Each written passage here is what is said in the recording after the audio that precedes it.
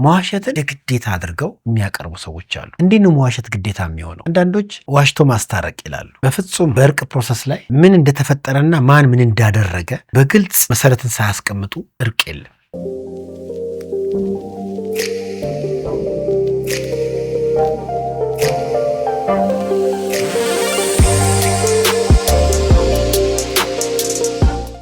ውድ የህይወት በቤት የዩቲዩብ ቻናል ተከታታዮቻችን እንዴት ናችሁ? እንግዲህ ጋብቻን የሚያበላሹ ነገሮች የሚሉትን ሀሳቦች እንግዲህ እያመጣን ነው።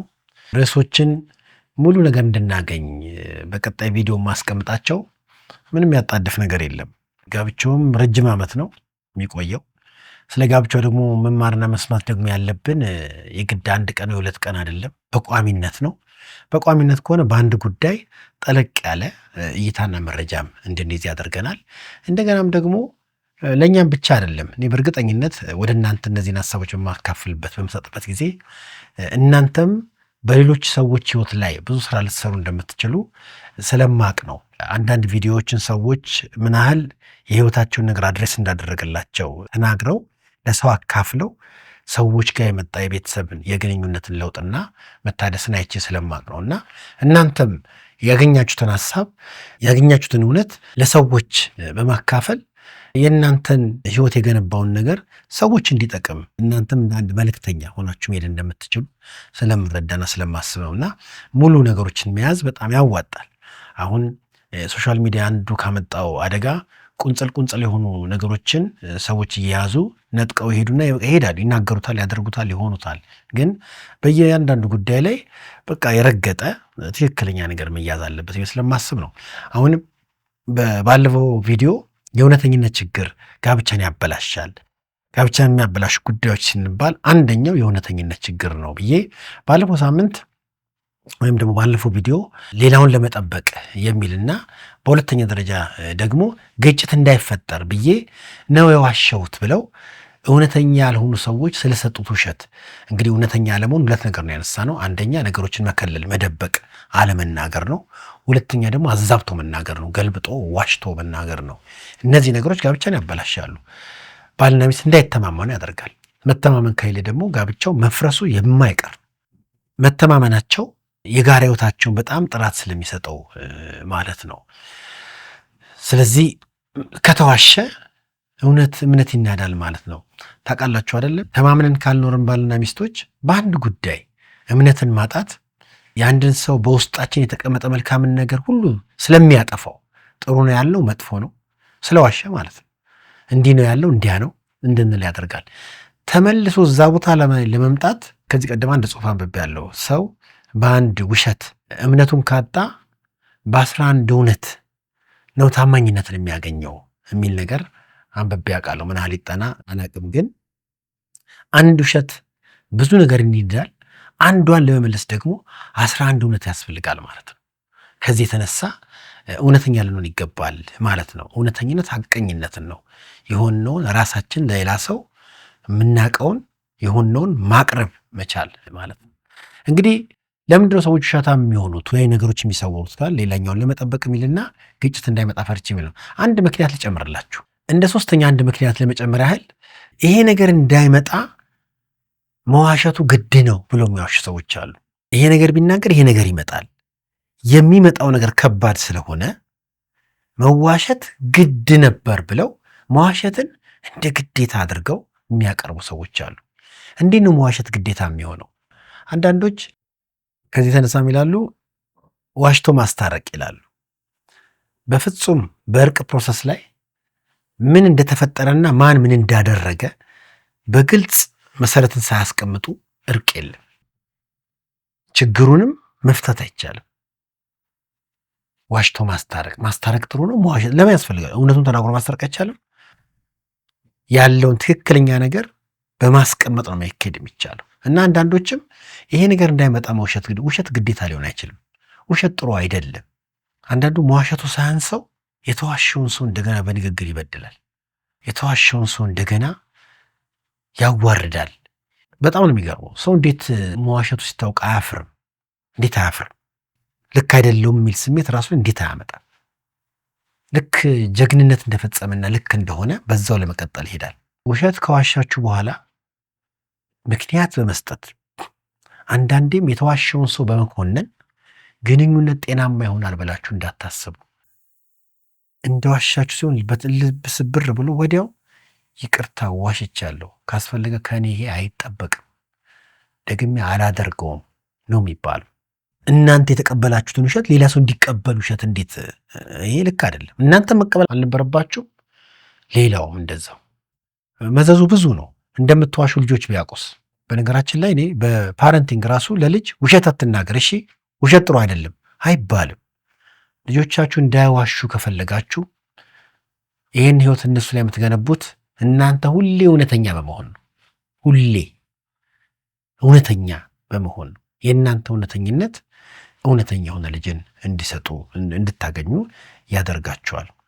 ስለዚህ በጣም ብዙዎች ውሸት እንደዋሹ ሲነገራቸው ወይ ይከላከላሉ ወይም አትናገሩን ይላል።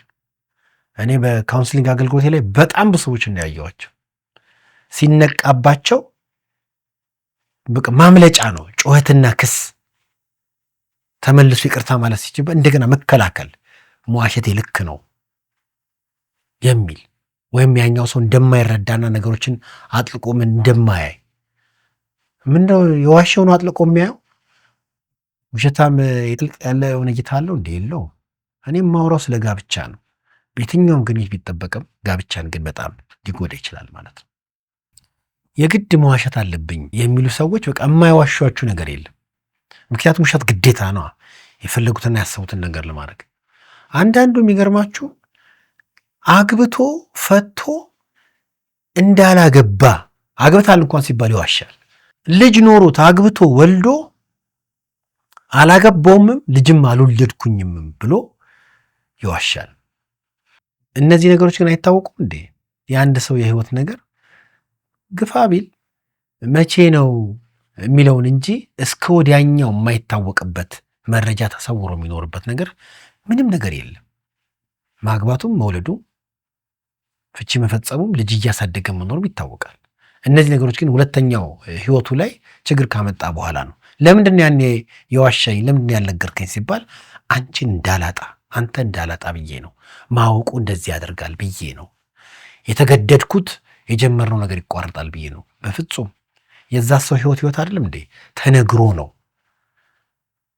ኢንፎርምድ የሆነ ዲሲሽን እንዲኖረው እውነተኛ ተሆኖ ተነግሮ ያንን ባወቀ መልኩ ቢወስድ ተቀብሎትም እኮ የተሻለ ህይወት መኖር ይቻላል ማለት ነው። ስለዚህ ትናንት የተሰራን ነገር ህይወትን መሰወር ይካላ። ኢቨን አንዳንዱ ወንጀልን ይደብቃል። ትናንትና የሰራው የማይገባ ስራ በህግ እንኳን በመንግስት እንኳን ተፈላጊ ሆኖ ሳይናገር ይገባል። የነገውን ህይወት የጋብቻውም የልጆቹንም ህይወት ሊያጠፋበትና ሊበላበትም ይችላል ማለት ነው። ምንም አይነት ጉዳይ ይኖራችሁ በጋብቻ ካላችሁ አለመናገርም መዋሸትም ልክ አይደለም።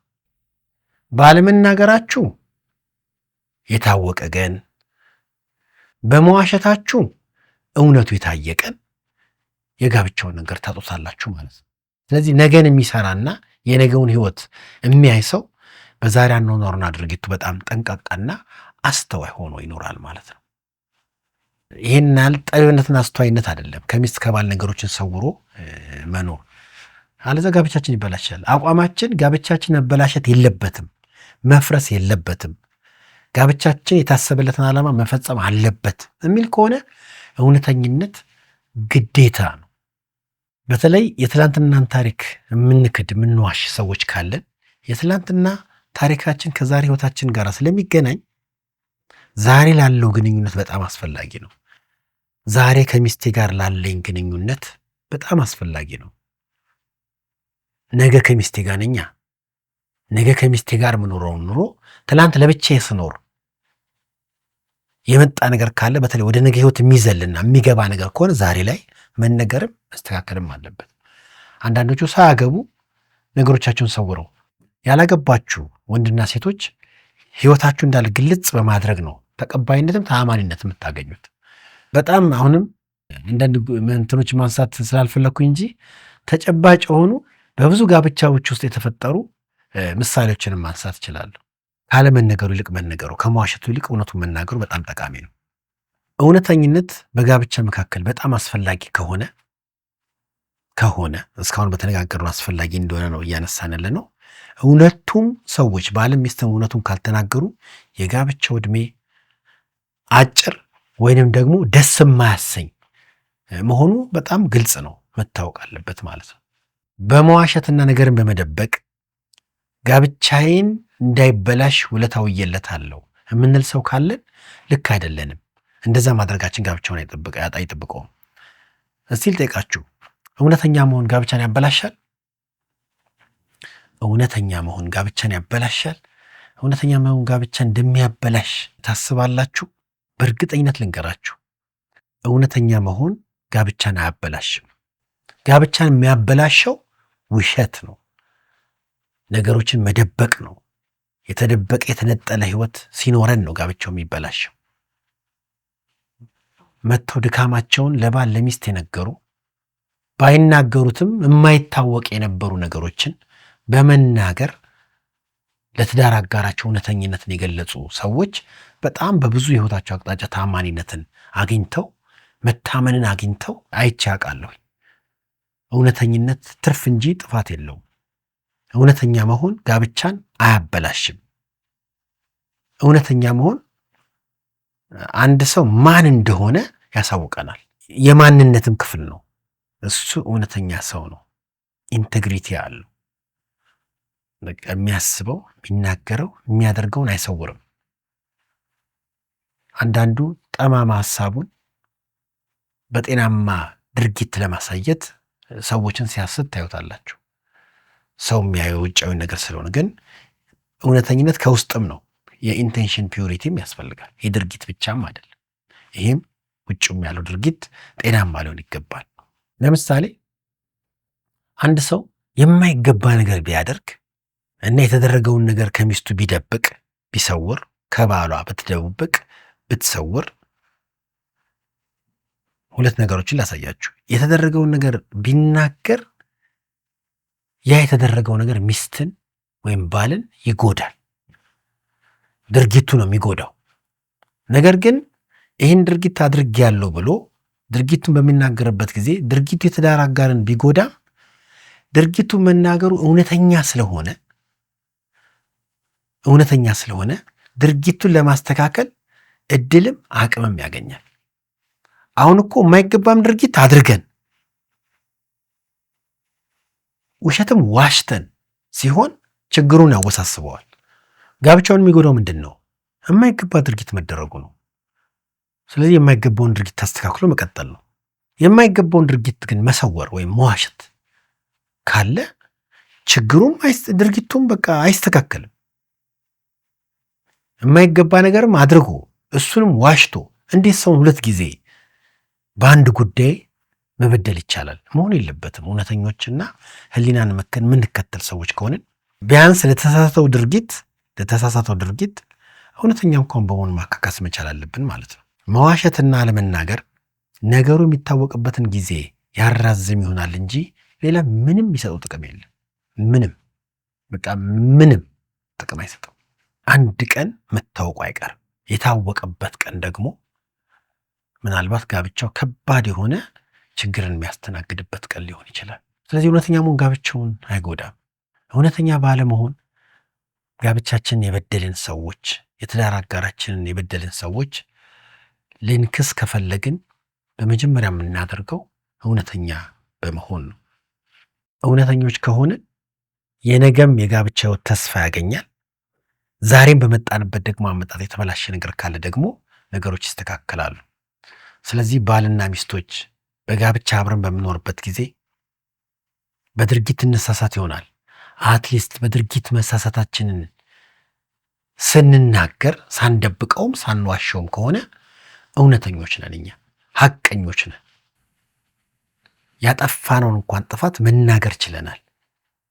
በእርግጠኝነት ልንገራችሁ፣ እኔ የማይገባ ነገር አድርገው ለባል ለሚስት የተናገሩ ሰዎች የተደረገው ድርጊት ቢያናድዳቸው እውነተኝነቱን ግን መታመንን እንዲያገኙ አድርጓቸዋል።